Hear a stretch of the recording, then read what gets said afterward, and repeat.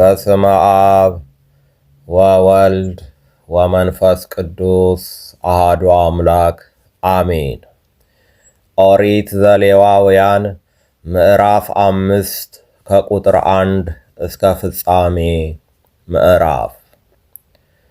ማንም ሰው የሚያምለውን ቃል ቢሰማ ምስክር ሆኖም አንድ ነገር አይቶ እንደሆነ ወይም አውቆ እንደሆነ ባይናገር ኃጢአት መስራቱ ነውና በደሉን ይሸከማል።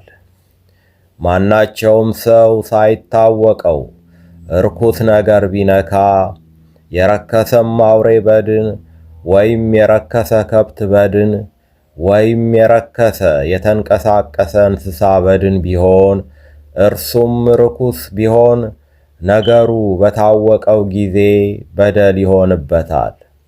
ወይም እርኩስነቱን ሳያውቅ እርኩስን ሰው ቢነካ በማናቸውም ርኩሰት ቢረክስ ነገሩ በታወቀው ጊዜ በደል ይሆንበታል። ማናቸውም ሰው ሳያውቅ ክፉን ወይም መልካምን ያደርግ ዘንድ ሳያስብ በከንፈሩ ተናግሮ ቢምል ሳያስብ የማለው ስለማናቸውም ነገር ቢሆን በታወቀው ጊዜ ከዚህ ነገር በአንዱ በደለኛ ይሆናል። ከእነዚህ ነገሮች በአንዲቱ በደለኛ ሲሆን የሠራውን ኃጢአት ይናዘዛል። ስለ ሠራው ኃጢአት ለእግዚአብሔር የበደል መሥዋዕት ያመጣል። እርሱም ከመንጋው የበግ ወይም የፍየል እንስት ለኃጢአት መሥዋዕት ይሆናል። ካህኑም ስለ ኃጢአቱ ያስተሰርይለታል። ስለ ሠራው ኃጢአት ለበደል መሥዋዕት ጠቦትን ለማምጣት ገንዘቡ ያልበቃ እንደሆነ 2 ዋኖሶች ወይም 2 የርግብ ግልገሎች አንዱን ለኃጢአት መሥዋዕት ሁለተኛውንም ለሚቃጠል መሥዋዕት ለእግዚአብሔር ያቀርባል። ወደ ካህኑም ያመጣቸዋል። እርሱም አስቀድሞ ለኃጢአት መሥዋዕት የሆነውን ያቀርባል። ራሱንም ከአንገቱ ይቆለምመዋል፣ ነገር ግን አይቆርጠውም። ከኃጢአቱም መሥዋዕት ደም በመሠዊያው ግድግዳ ላይ ይረጨዋል።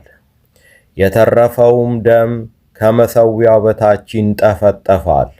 እርሱ የኃጢአት መሥዋዕት ነው። እንደ ሥርዓቱም ሁለተኛውን ለሚቃጠል መሥዋዕት ያዘጋጀዋል። ካህኑም ስለ ሠራው ኃጢአት ያስተሰርይለታል፣ እርሱም ይቅር ይባላል።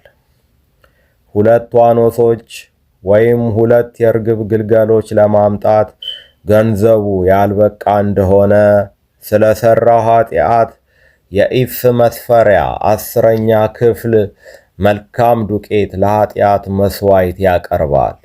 የኃጢአት መሥዋዕት ነውና ዘይት አያፈስበትም፣ ዕጣንም አይጨምርበትም። ወደ ካህኑም ያመጣዋል። ካህኑም መታሰቢያው ይሆን ዘንድ ከእርሱ እፍኝ ሙሉ ይውሰድ። ለእግዚአብሔርም በእሳት በተቃጠለው ቁርባን ላይ በመሠዊያው ላይ ያቃጥለዋል። እርሱም የኃጢአት መሥዋዕት ነው። ካህኑም ከነዚያ በአንዳቸው ስለ ሠራው ኃጢአት ያስተሰርይለታል፣ እርሱም ይቅር ይባላል። የተረፈውም እንደ እህል ቁርባን ለካህኑ ይሆናል። እግዚአብሔርም ሙሴን እንዲህ ሲል ተናገረው። ማናቸውም ሰው ቢበድል ሳያውቅም ለእግዚአብሔር በተቀደሰው በማናቸውም ነገር ኃጢአትን ቢሠራ ለበደል መሥዋዕት ለእግዚአብሔር ከመንጋው ነውር የሌለበትን አውራ በግ ያቀርባል። እንደ ግምጋሜህ መጠን በብር ሰቅል እንደ መቅደሱ ሰቅል ሚዛን ለበደል መሥዋዕት ያቀርበዋል። በተቀደሰ ነገር ላይ ስለ ሠራው ኃጢአት ዕዳ ይከፍላል። 5ኛውንም እጅ ይጨምርበታል፣ ለካህኑም ይሰጠዋል። ካህኑም በበደል መሥዋዕት አውራ በግ ያስተሰርይለታል። እርሱም ይቅር ይባላል። ማናቸውም ሰው ኃጢአት ቢሠራ እግዚአብሔርም አትስሩ ካላቸው ትእዛዛት አንዲቱን ቢተላለፍ ባያውቅም ያ ሰው በደለኛ ነው፣ ኃጢአቱንም ይሸከማል።